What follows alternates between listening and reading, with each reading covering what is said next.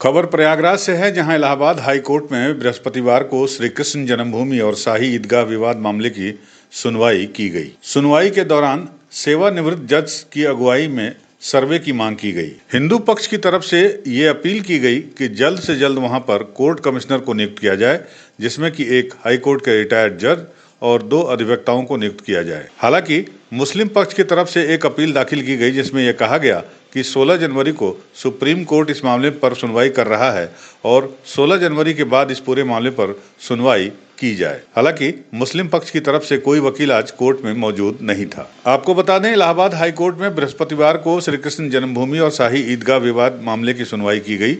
सुनवाई के दौरान सेवानिवृत्त जज की अगुवाई में सर्वे की मांग की गई और कहा गया कि सेवानिवृत्त जज की अगुवाई में 2 वकीलों को भी रखा जाए। मौके पर ईदगाह मस्जिद पक्ष के प्रतिनिधि भी मौजूद थे। कोर्ट ने भगवान श्री कृष्ण का पक्ष सुनने के बाद दाखिल 18 वादों में बारी बारी से सुनवाई पूरी की। हिंदू पक्ष के वकील का कहना है कि वहां पर जो भगवान श्री कृष्ण के प्रतीक हैं, उनको मिटाने की कोशिश की जा रही है, प्रयास किया जा रहा है। इसलिए जल्द से जल्द वहां पर कोर्ट कमिश्नर को नियुक्त किया जाए, जिससे वहां पर कोई गड़बड़ी न हो पाए। हालांकि कोर्ट ने इसे सुनते हुए ऑर्डर को रिजर्व कर लिया है और अगले 24 घंटों या 48 घंटों में कोर्ट अपना फैसला सुना सकता है। देखिए, श्री कृष्ण जन्मभूमि के मामले में आज सुनवाई हुई और जिसमें विशेष रूप से हमने मांग की थी कि कोर्ट कमीशन नियुक्त कर दिया जाए, तो माननीय न्यायालय के द्वारा इस विषय को सुन लिया गया है और हमने विशेष मांग की थी कि एक रिटायर्ड जस्टिस हो रहें और उसमें 2 अधिवक्ता रहें जो कोर्ट कमीशन में रहेंगे।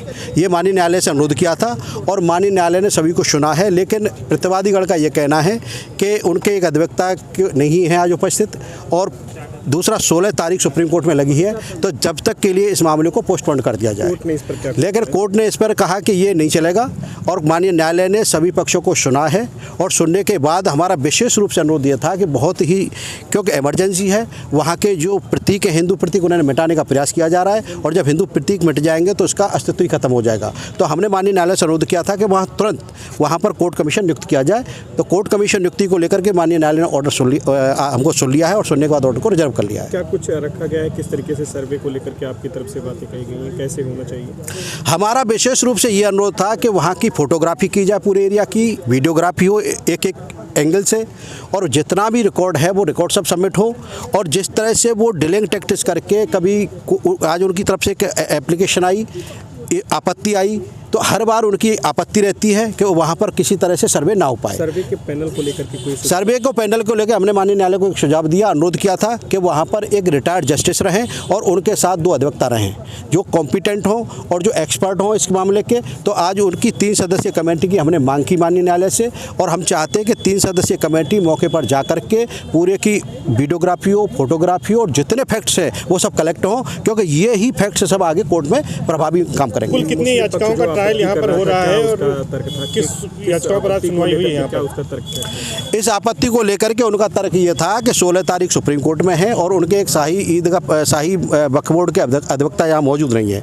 तो उनका कहना था कि हमारे अधिवक्ता भी आज नहीं है, लिहाजा उन्होंने एक एप्लीकेशन दी है, आपत्ति दाखिल करी है कि भाई इसको 16 के बाद सुना जाए। लेकिन माननीय न्यायालय ने मैं समझता हूँ कि इस आपत्ति को दरकिनार करते हुए ऑर्डर को रिजर्व कर लिया है, पूरा सुन लिया है और सुनने के बाद इसमें ऑर्डर मेरे ख्याल से आज या कल ऑर्डर आ जाएगा। मामले में कितनी याचिकाओं का यहाँ पर ट्रायल चल रहा है और आज कितनी याचिकाओं पर यहाँ पर बहस हुई है? देखिए, इसमें सबसे महत्वपूर्ण बात और बता दूं, मैं कंसोलिडेट करने वाली बात और आ गई है। कंसोलिडेट करने वाली बात और है इसमें कि इसमें 3 नंबर को जो श्री कृष्ण जन्मभूमि से विग्रह को औरंगजेब ले गया था और ले जा करके आगरा की जामा मस्जिद में उनको लगा दिया था, तो उसको इस मामले से अलग रखा गया है।